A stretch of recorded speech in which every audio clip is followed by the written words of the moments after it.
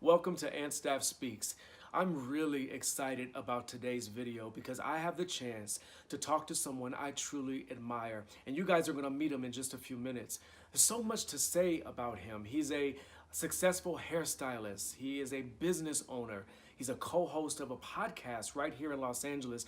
And he's actually a working actor right in the city where dreams are both built and broken in the same minute. Of course, he's my friend as well, and I've had the wonderful privilege of watching his incredible journey of success literally unfold. And trust me, he is no stranger to all the obstacles and roadblocks and challenges and even the failures that many of us face along the way. His name is Alhaji Sësay, and today we're going to learn more about his career, his life, and most importantly, how he was able to push past some of those challenges to become the DreamCatcher that he is.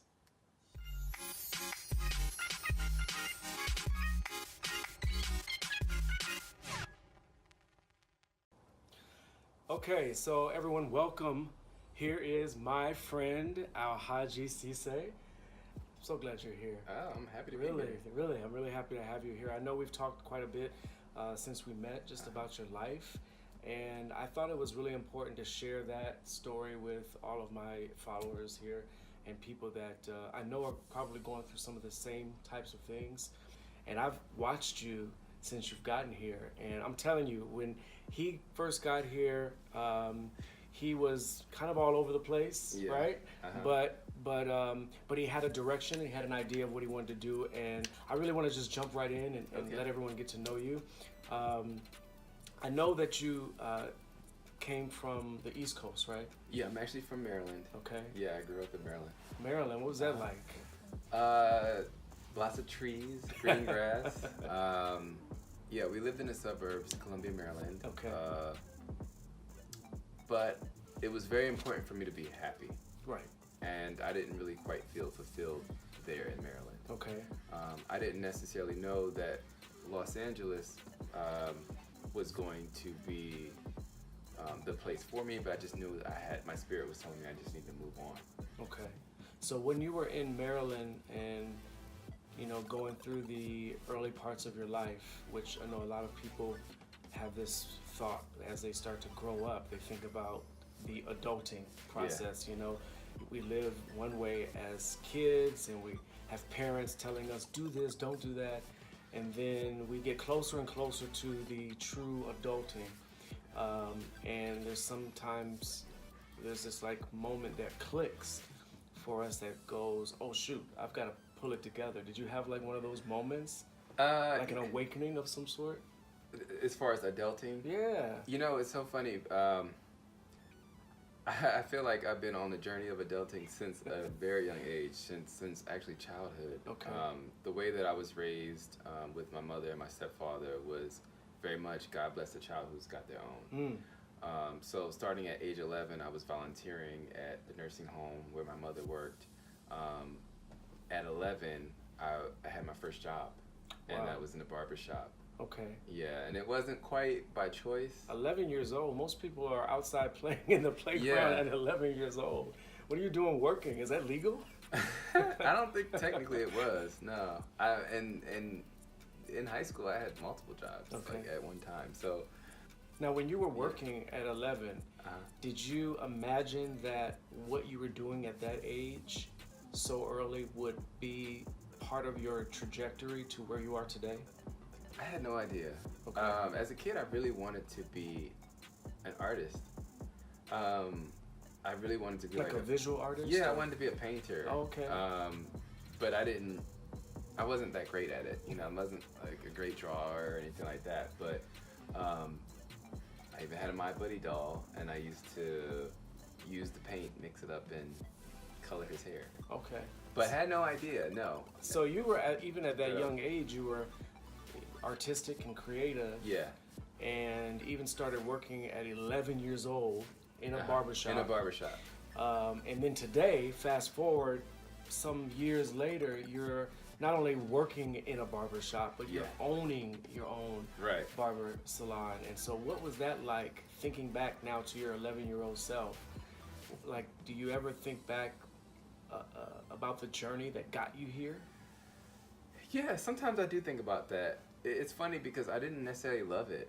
I was the shop boy, so and technically an assistant to all the barbers that worked there, and I would clean their tools, I would run errands, I Oh, would you clean were the at the shop. bottom of the... Yeah, I was, Okay. and I wasn't always treated nicely either, but I was able to observe them and see what they did, and I love transformations. Still to this day, even as a child, I used to love watching like This Old House. Yeah. And seeing how they would renovate homes and you know, turn something that didn't look like much into something that else. was very beautiful. Yeah. And so I think I grew an appreciation even more for barbering and styling back then. Okay, and that's interesting because just knowing a little bit about you, and like I mentioned to you guys before, Alhaji has been a wearer of many hats. Okay, so even as, you know, obviously he started at 11 in the barbershop, but later in life you became, you worked in the real estate, and then you worked in banking, and I did. then you worked in the hotel industry. I mean, so Yeah. this is a guy who is dibbling and dabbling in a lot of different types of careers. Now, during this time, were you discovering what your passion was? Was that why some of these jobs happened, or was it just a simple pursuit of economics and trying to survive? I think it was more the latter, honestly. I was definitely trying to find something that would just, I wanted something that was professional. That's what let me just go back to that. I thought about barbering and I thought about being a barber, but I really liked the idea of like putting on clothes and getting dressed up and going to office. And I think to me at that time, I felt like that was a safer route to go. And I felt like I was being more responsible. And see, that's interesting that you say that, because I hear that a lot from people, the safer route. Yeah. And so many of us, and maybe even some of you guys out there, are right now battling your passion, which Yeah. we're going to even dig more into, and what you've brought up a little bit here, battling your passion versus what's safe. And sometimes what we love and what we value and what we dream about is not always considered or perceived to be safe, because everything worth having that we believe in is worth working for, and there's a lot of risk in that. Would you say that was true for you? Yeah, I would say so. If I was to fast forward to today, or Okay. within the last few years of me getting out of the 9 to 5 Comfort zone. yeah, Right. anything that I've ever done in life, I always wanted to be of service to others, and so in that way, I was kind of fulfilling that. So by that doing you would that, yeah. consider that be one of your passions? Yeah, one of my passions Service is to definitely others. service to others. But for years, I was in real estate lending up until actually the end of 2014. Okay. Wow. So with doing hair, and you were doing hair at the same time? at the same time. So I was barbering, you know, even as a kid in like high school and college, and then not until I was in my late 20s did I go to cosmetology school, so that I learned how to do women's hair and other chemical services and everything else. But it was always part-time. Okay. It was like I was too scared to leave my 9 to 5 job Yeah. and do it full time. Yeah. So it was always in the evenings and weekends. So what was the breakthrough for you? What was the awakening that got you out of that corporate situation into what you're doing now, which is your own business? I really value my freedom, and anytime, I'll tell you what was kind of like the breaking point. You know, I'm never gonna feel fulfilled doing this. I also found out that I was making a lot less money than my colleagues, and I was doing just as much work. Okay. And at that point, I was very much on the mission to just being happy and completely satisfied with the person I saw in the mirror every day. So the risk was me leaving this job, you know, where I know what I'm going to get every 2 weeks. I don't know what I'm going to make if I pursue just the hair and acting, because at that point I was into that as well. Now, and that's interesting that you brought that up, because I know even again at an early age you were doing a lot of different things. Eventually your passion for hair grew bigger over the years. But then now you say you were interested in acting. Did that happen when you got to Los Angeles because of everything that's happening here, or did you have that spark a little earlier in life? You know what? I actually had that spark years ago. I used to love this show on Nickelodeon called All That. Oh yeah, that's an old school. Yeah, I that's loved great. it. Yeah. And I wanted to be on it so bad. And this is actually coming from a kid who was somewhat shy, and even now to this day I would consider myself an introverted person. But I've always dreamed of being on a television show like that. I thought it would be fun. And moving to LA, it took a few months before I found a job. And while being here, I'm driving by Paramount Studios and I'm seeing all these other studios that I have seen on television. And I'm just like, well, you know, when in Rome, you know, do as the Romans do. And I'm here in Hollywood, so let me look into this. And I wound up getting some background work.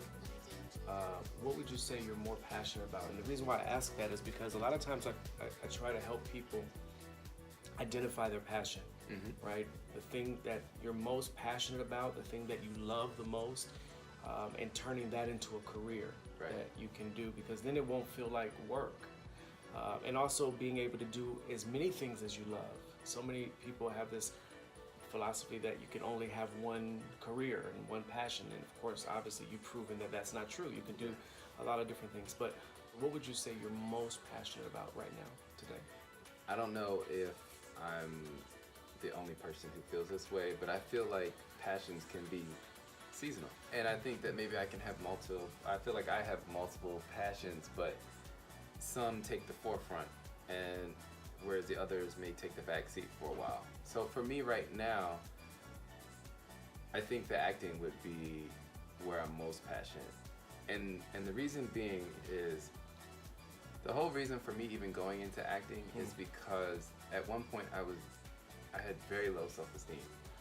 So I took acting classes in order to learn how to just open up and be able to engage with others and be more confident. So with acting, it's forcing me to be brave. Yeah. Also, I feel like it's a way of me being of service to others and showing them that you can take risks, you can be brave. So I feel like I'm using myself as an example to others to go after what it is they want. Not everybody wants to be in show business. Right. Not everybody wants to be an artist, but they have other things that they're interested in, but they're too scared. They're not brave enough, or they're allowing other things in their life to hold them back. And so I'm using myself as an example. I noticed also just in knowing you over the last several years, Alhaji and I have known each other again since he's been here in Los Angeles.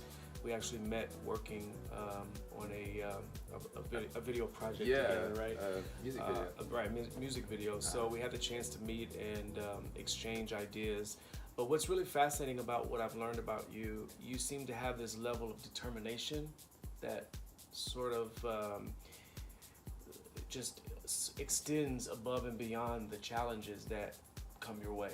And so can you talk a little bit about what that's like, or how you managed to even, why aren't you throwing in the towel by now? Most people, some of the things that you've been through, and I'd love for you to talk about that here, people would have given up and gone back. In fact, most people who come to Los Angeles, especially with very little resources here, they're here for a short period of time because they don't have enough of that determination and that persistence and support to stay here. For me, being here in LA, going after and pursuing the things that I am pursuing, it is really not to prove anything to anyone other than myself. So I'm on the pursuit of being happy and satisfied with the person that I wake up to every day, which is me. It has not always been easy.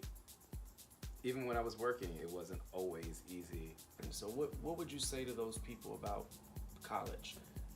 I think it's worth a try. Yeah, I'm glad I went. Not everybody's fortunate enough to know what their passion is or what they want to do. and sometimes it changes, you know. And for me, I wasn't quite sure at that time. I thought I went with the safe route. I thought that was what I was supposed to do. And it is for some people. It's not for everyone. And I think the main thing is I wish that I had forgiven myself a lot earlier for not finishing. Yeah, I felt very bad. It was like a guilty thing. Do you feel that way now? Or you feel better? Not anymore, okay. No. But if you asked me a couple years ago, I might have said yes. Yeah, it was something, I thought about it. I've attempted to go back and complete it more than one occasion. Haji, would you consider yourself a dream chaser or a dream catcher? And let me, before you answer, give you how I describe it, because I use this term quite a bit, and many of you out there have heard me use the term. For me, a dream chaser is someone who is the architect of their dreams, okay? So someone who's able to create the dream, they're thinking about it, it's processing here, and it lives here, but it hasn't actually come into fruition, okay? It's a dream that they're chasing. Yeah. And oftentimes you hear people say, you'll say, hey, what are you up to? And they'll say, oh, just chasing my dreams. And when I used to hear that, it made me think, well, why not catch your dreams? Because really, how long do you want to just run after something and chase it? Don't you want to actually catch it? And so I came up with this idea or concept that I've lived by, which is being a dream catcher. And for me, a dream catcher is the builder of dreams.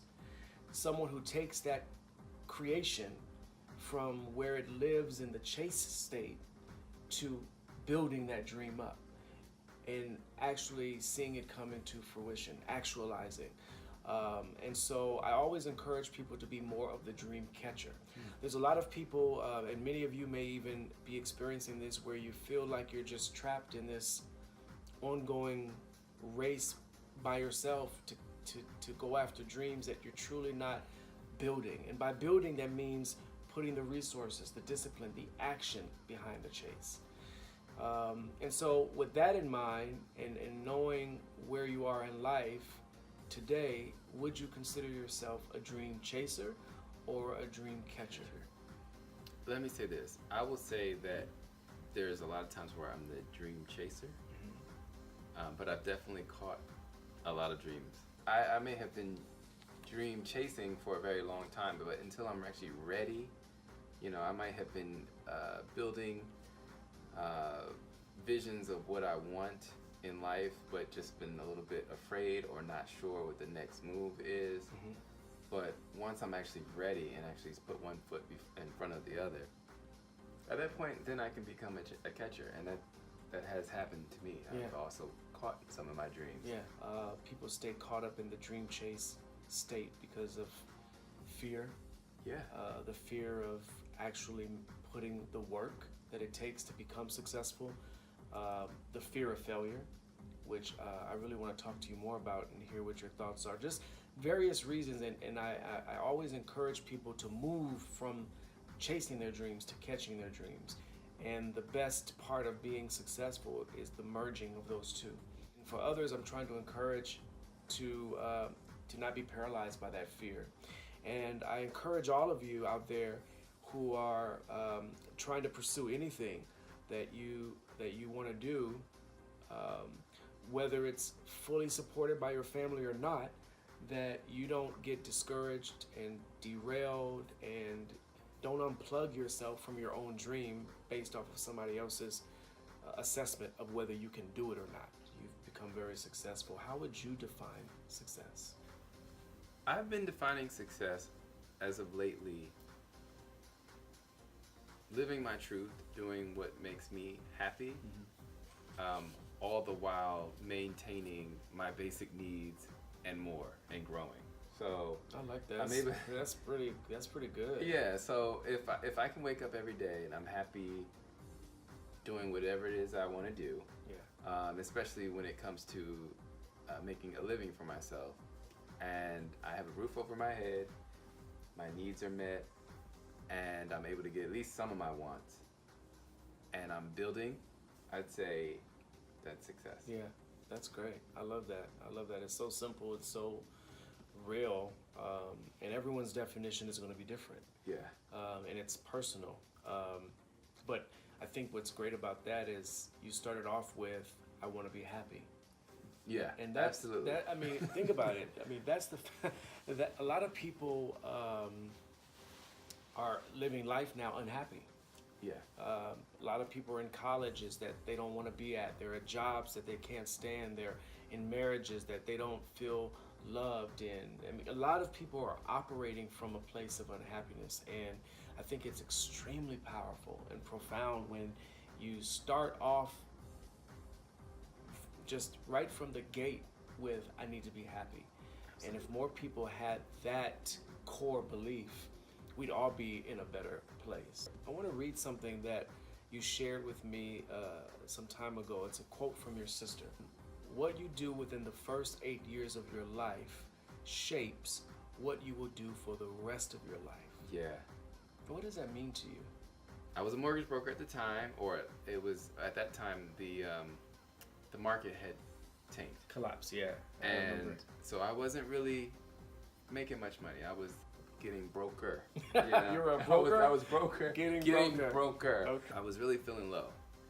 And she said that she had read an article or saw something on television. She said the first 8 years of your life shapes what you'll be doing for the rest of your life. Then I'm like, well, what was I doing? And she said, well, I mean, you had your My Buddy doll. You would like mix up paint and like color his hair. So when she told me about the My Buddy doll thing, I'm like, oh, well, you know what? Maybe I could go to hair school so that I can do color and be able to do other services for people. And I enrolled in beauty school right after. Right after that. Right Right after after. that conversation. And like within a week, I was enrolled. So that was a aha moment for you. It was definitely an aha moment. You know, I had to go part-time in the evenings for 2 years while I was working. Fast forward, now I'm actually dabbling into making products. Oh wow. So yeah, I've made your some, own line of yeah, products. and that's awesome. that's the next goal is Yeah. to have my own line of products. It always goes back to our childhood years, because that's when I believe when we're at our most authentic, natural, organic self. Like the things we love happen there. This is before we've gotten influenced by our parents and society, and we're afraid of what people think. We actually operate in our true intention as a child.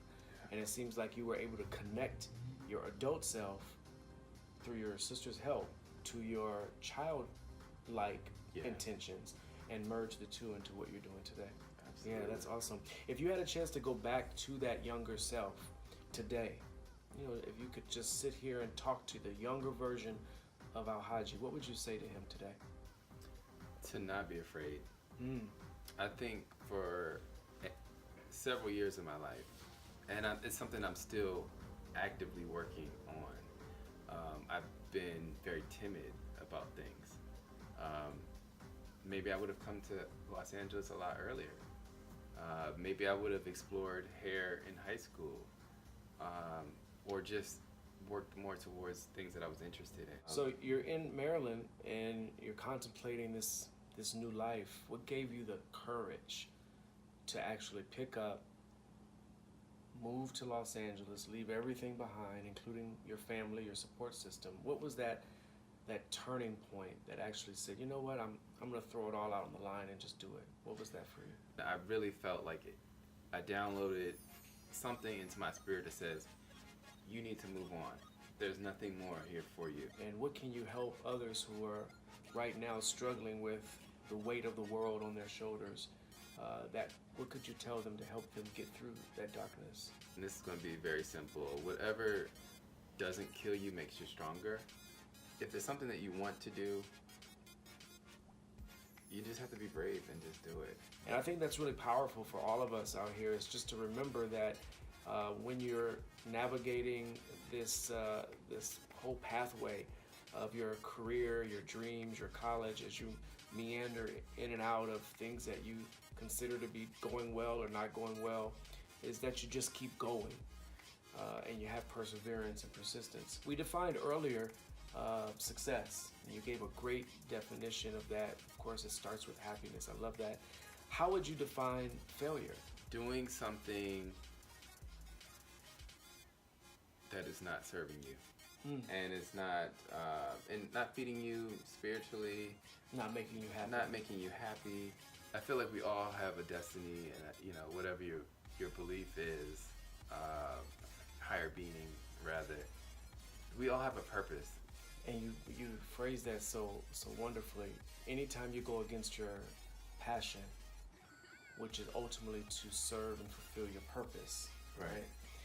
Then you're not, as you say, you're going against the grain. You're not going with your true intention. So to define that as failure, I think is the pinnacle of this discussion. What's interesting though about what you just said, and I just want to reiterate it for everyone, is your definition of failure has nothing to do with the setbacks that you may experience along the way. You didn't mention anything about the setbacks or the obstacles or the obstructions or the roadblocks. And that's what I want everyone to know, and I think is most important, is that is not the failure of our journey.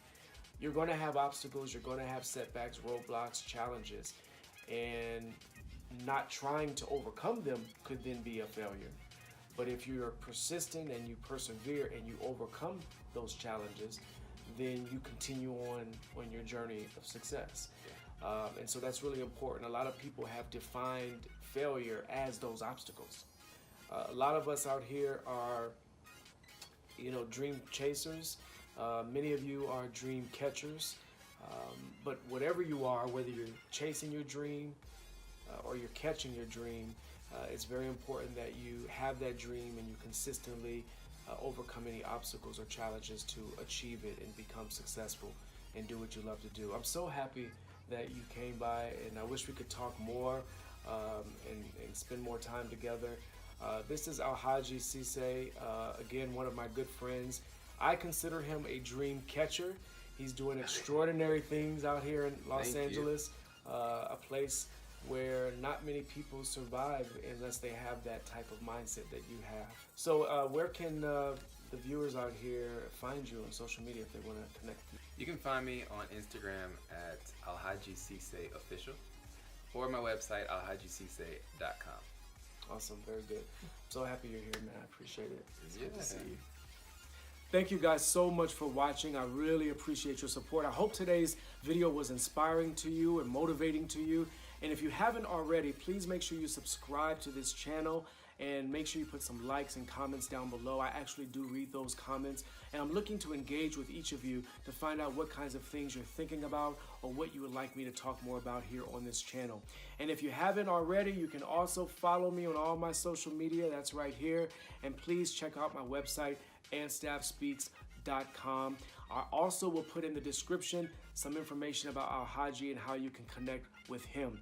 Remember something I always tell you: resist your fear, demand your dream. And I'll see you guys real soon.